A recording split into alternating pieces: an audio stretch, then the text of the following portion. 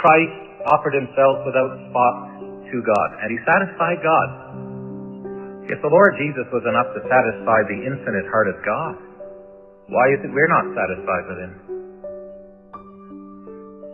Alexander the Great, on one occasion, was sent a young man from a blue blood family, and the young man was so profligate that finally Alexander had him called in, and he told the young man he was going to have to send him home.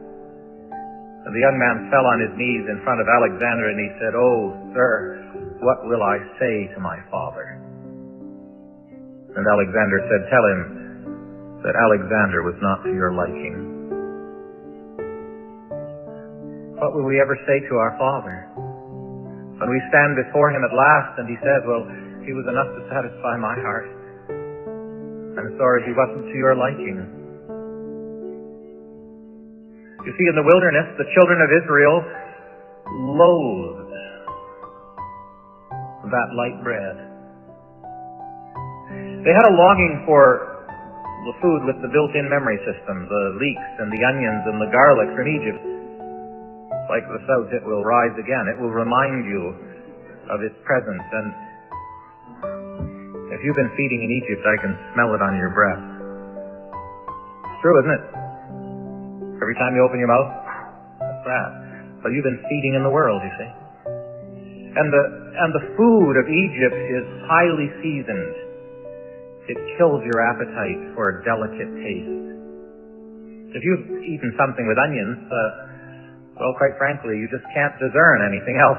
It overrules, it demands your attention, and it cuts out every other influence, every subtle influence. And if you find your pleasure in the world, then when you get together with God's people, it seems pretty bland.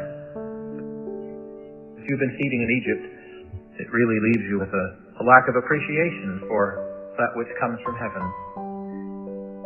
When the Lord Jesus came into the world, he was here to show us what God is like. And if you want to know what God tastes like, you taste the Lord Jesus. Like bread, sweet as honey. He's sweet. He's not a bitter pill that has to be swallowed with a lot of raspberry jam. He's sweet, Christians. And the more time we spend with him, the more we discover how sweet he is. He'll sweeten you.